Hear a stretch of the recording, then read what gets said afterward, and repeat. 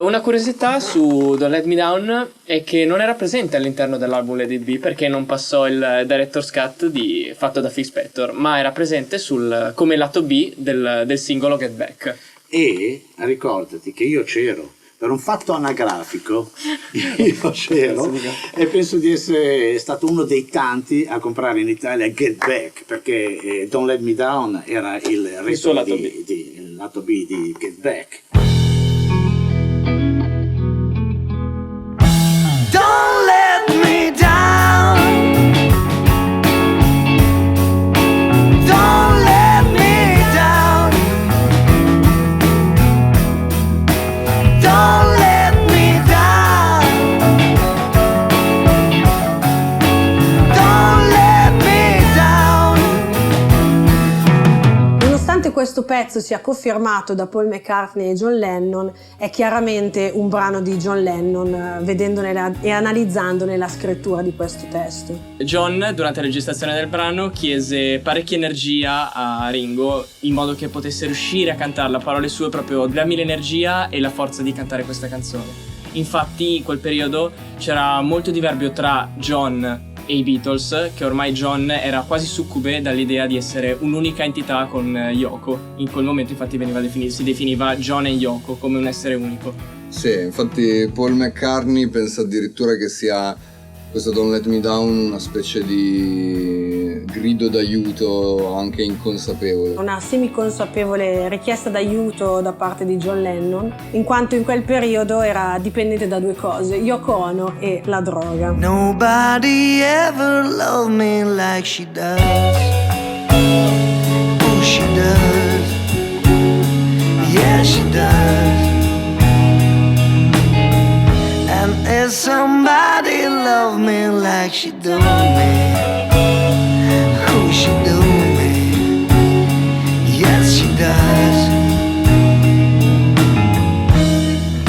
Analizzando la parte di batteria di Ringo, notiamo che il brano ha 3 pattern ben distinti, bellissimi. Uno è il solito boogaloo,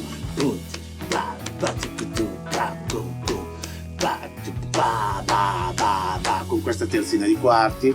L'altro bellissimo, e ho dovuto vedere il video del concerto che fecero sul tetto per capire, perché io l'avrei fatta a 2 mani, invece lui faceva all'unisono, quindi 16esimi ti ti ti ti ti ti tum pa ti ti ti ti ti ti tum pa pla. Secondo pattern. Terzo pattern bellissimo nel ponte quando canta John Lennon e usa già la doppia nota sull'ante, boom pa pa boom boom da boom boom pa pa boom boom da boom boom.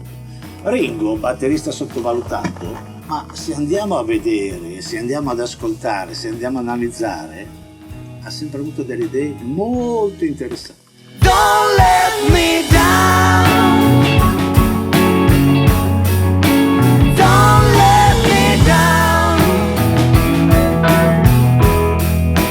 Don't let me down. Don't let me down. I'm in love for the first time. E tu vai a sentire, senti che ci sono i riff di basso, cioè non è il basso solo il lavoro di accompagnamento, ma che canta e ci sono cose che ti ricordi, c'è il basso che suona delle parti che cantano mentre va la canzone ed è meraviglioso. E Paul McCartney è bravissimo. Don't you know it's gonna last? It's a love that lasts forever. It's a love that had no past. Don't let me down. Don't let me down. È il 22 gennaio, siamo negli studi Apple e questo giorno è particolarmente importante perché è la prima volta in cui si riuniscono tutti per provare questo pezzo con l'ingresso della collaborazione di Billy Preston alla tastiera. I Beatles provarono questo brano per la prima volta insieme a Billy Preston il 22 gennaio del 1969 e la sua presenza fu fortemente voluta da George Harrison, tanto che gli fecero suonare l'assolo finale sotto i vocalizzi. Mentre per quanto riguarda la parte chitarristica di George e John, era anche lì una genialità e una complicità tra di loro, in quanto si alternavano delle parti soliste e ritmiche e si riempivano completamente a vicenda, si incastravano rispondendo alla voce, rispondendo agli appoggi di Rhodes e del basso di Paul. Don't let me down. Don't let me down. And from the first time that she really done me, oh, she done me, she done me good. I guess nobody ever really done me. Oh, she done me, she done me good. Don't let me down. Don't let me down. Allora, la cosa interessante di Don't Let Me Down è praticamente il fatto che non fosse presente all'epoca nell'album Let It Be, fino a quando non la ritroviamo nel 2003, quando Paul McCartney decide di riprendere in mano il tutto e fare Let It Be Naked. Allora lì si trova Don't Let Me Down.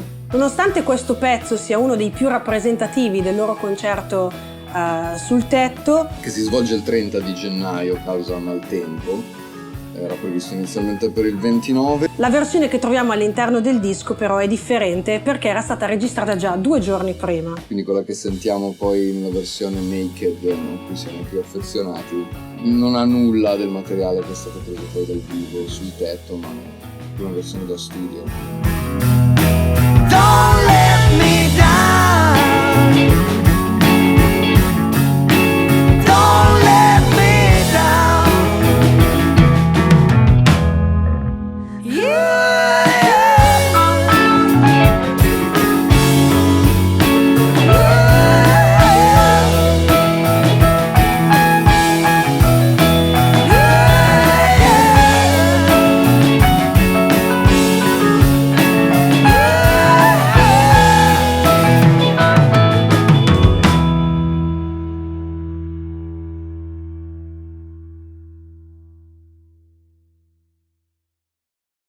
Ehi, ancora un istante per ricordarti che questo brano e il disco completo li trovi già su Apple Music e che io ti aspetto assieme ad un centinaio di Sgt. Pepper il 9 maggio alla Gen Club di Milano. I biglietti sono già disponibili sul circuito Ticket One, quindi non rischiare di restare fuori, prenotalo ora. Ogni euro incassato sarà devoluto ai volontari che portano con la musica un sorriso ai bimbi malati nei reparti più bui dei nostri ospedali. Non hai davvero scuse. Ti aspettiamo e ci vediamo la settimana prossima col prossimo episodio di Wreck It Be. Ciao!